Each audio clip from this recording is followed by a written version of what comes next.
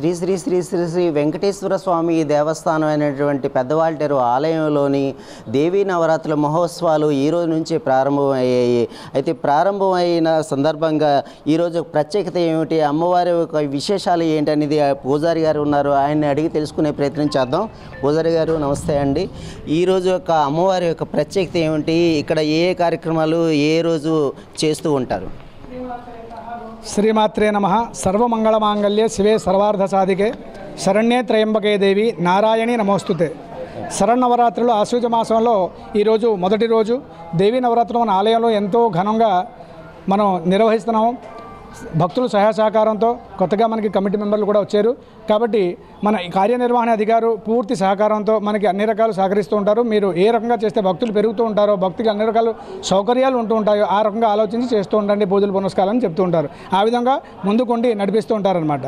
అయితే ఈ ఆశ్వయుజ మాసంలో ఈసారి ప్రత్యేకత ఏంటంటే 10 సంవత్సరాలకి ఒకసారి తిథి ఒకటి అదనపుగా కలిసి వస్తుందన్నమాట. ఈసారి చవితి తిథి రెండు రోజులు వచ్చింది. ఈ 2 రోజుల్లో ఒకరోజు ఈ 10 రోజుల తల అవతారాల్లో తో పాటు కాత్యాయని అమ్మవారు అదనపుగా మనకి దర్శనం ఇస్తున్నారు, అనుగ్రహిస్తున్నారనమాట.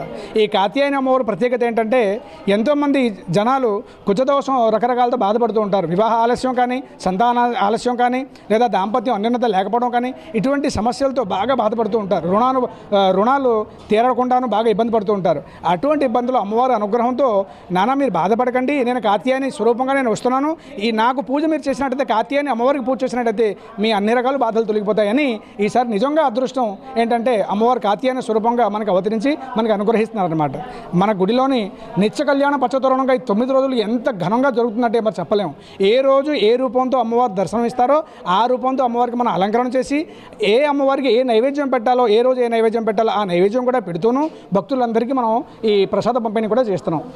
ఈరోజు అమ్మవారికి ఎలాంటి అలంకరణ చేశారు, ఏ అలంకరణలో ఉన్నారు అమ్మవారు? విజయవాడ కనకదుర్గ అమ్మవారు ఇంటర్మీడియట్ డిపార్ట్మెంట్ అతుకుడాను అదే ఆ విజయవాడ అమ్మవారికి మనం ఫాలో అవుతూ ఉంటాము.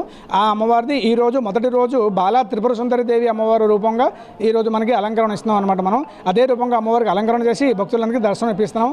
ఈరోజు ఉదయం పూట అమ్మవారికి పులిహోర చిత్రాన్నం నివేదన పెట్టి సాయంత్రం పూట శనగల నివేదన పెడుతున్నాం అనమాట. నివేదన పెట్టి భక్తులందరికీ పంపిణీ చేస్తున్నాం. ఈ 9 రోజులు అలంకరణ విశేషాలు ఏంటి? నవరాత్రిలోని అమ్మవారు ఏంటంటే ఇప్పుడు చెప్పాను కదా, జనాలకి భక్తులకి రకరకాల బాధలతో ఈరోజు కలియుగంలో రకరకాల బాధలతో బాగా ఇబ్బంది పడుతూ ఉంటారు. అమ్మవారు ఏంటంటే ఈ శరన్నవరాత్రి ప్రత్యేకత ఏంటంటే దీనికి ముందు ఎండలు బాగా విపరీతంగా ఉంటూ ఉంటాయి. హఠాత్తుగా వాతావరణం మారి వర్షాలు వస్తూ ఉంటాయి. ఈ ఎండలకి వర్షాలకి మధ్యలోని ఈ కింద ఉన్న భూమి కింద ఉన్న ఏ క్రిమి కీటకాలు ఉంటాయో బయటికి వస్తాయి అన్నమాట.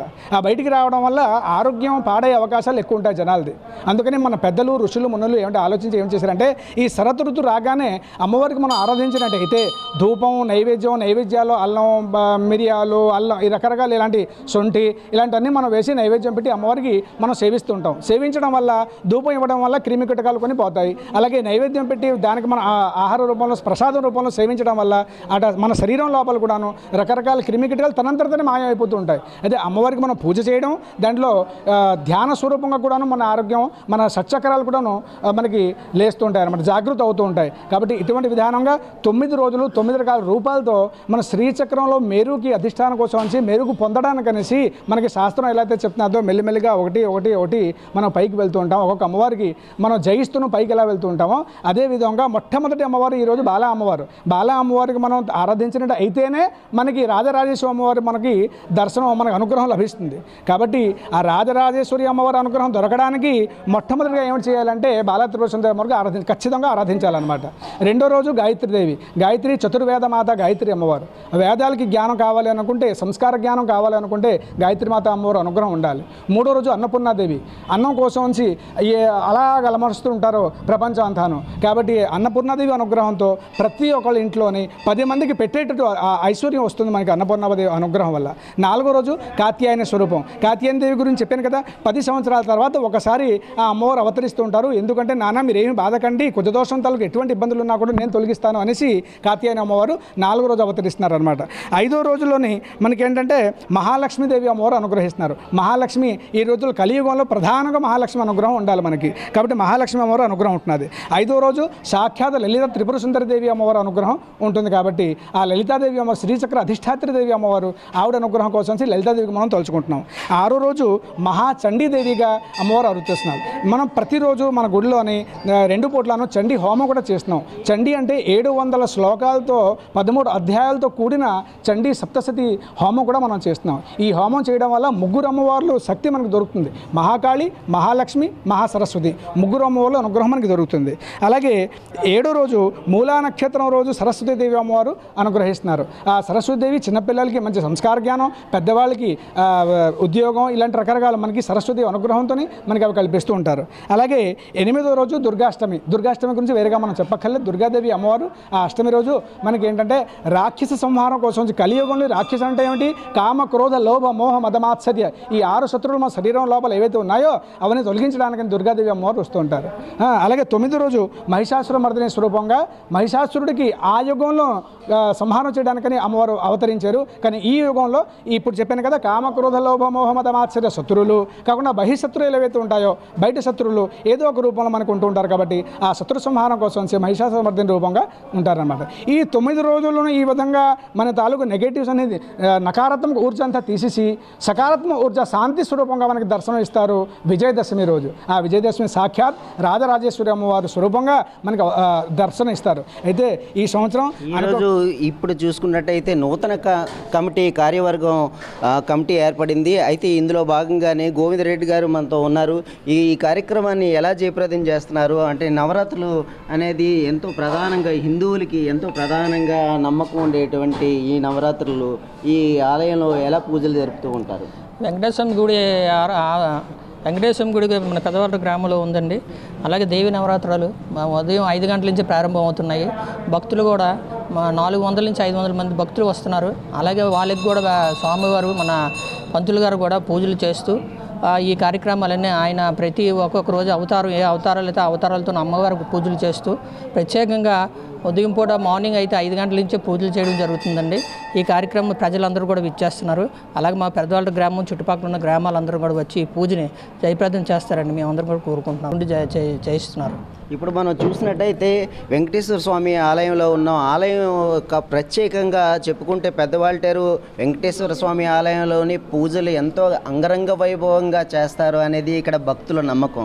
ఇక్కడ ఎలా జరుగుతూ ఉంటుందంటే, శ్రీ వెంకటేశ్వర వారి దేవస్థానం ప్రాంగణంలో కాశీ విశ్వేశ్వరస్వామి కొలువై ఉన్నారు.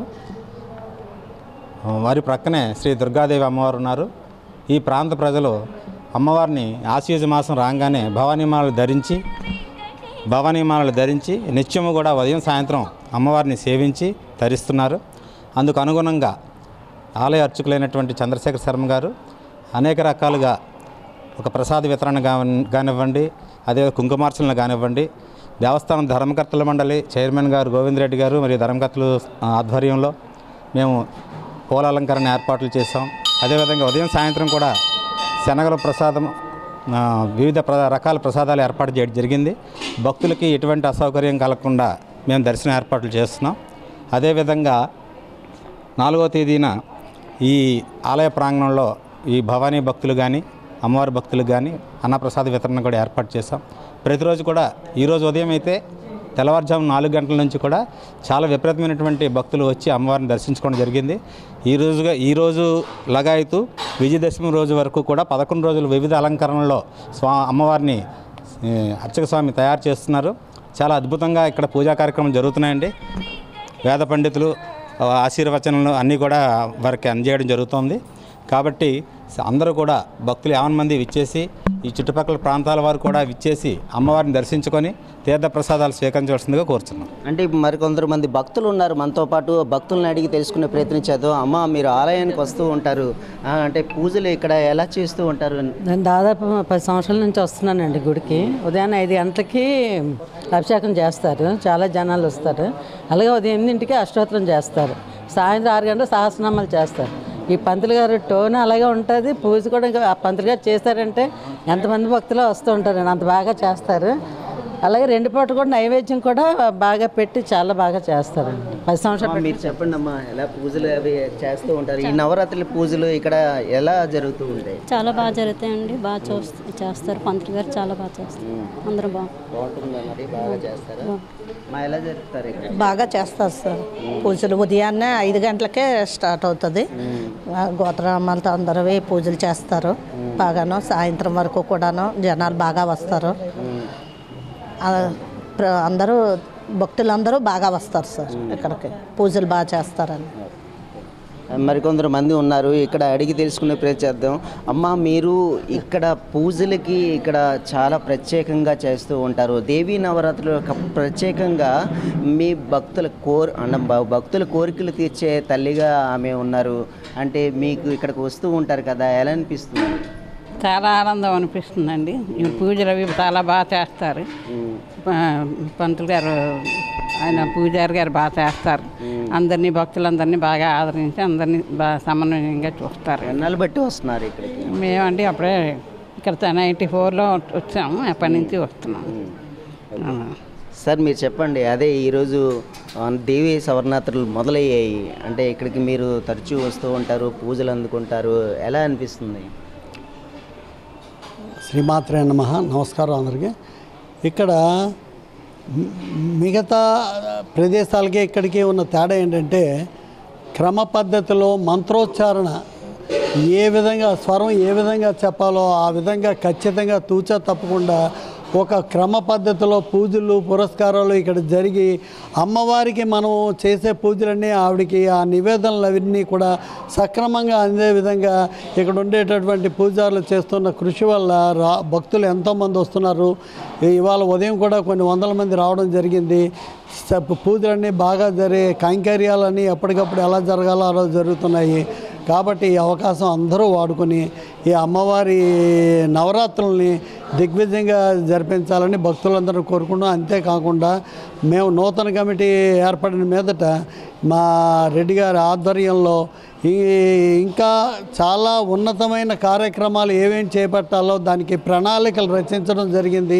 దానివల్ల రాబో 1-2 సంవత్సరాల్లో ఈ కోవుల తాలూకు స్వరూపాన్ని పరిపూర్ణంగా ఇంకా మరి కాస్త అభివృద్ధి చెందే అవకాశం ఉందని ఈ సందర్భంగా అందరికీ తెలియజేస్తాం. ఇక్కడ నుంచి దేవీ నవరాత్రులు ఈ రోజు నుంచి మొదలయ్యాయి. అయితే ఇక్కడ ఆలయ కమిటీ నిర్వాహకులు కూడా ఎంతో ప్రత్యేక పూజలు ఇక్కడ నిర్వహిస్తూ ఉన్నారు. కెమెరామెన్ సత్యప్రసాద్తో వెంకట్, 6K న్యూస్, విశాఖపట్నం.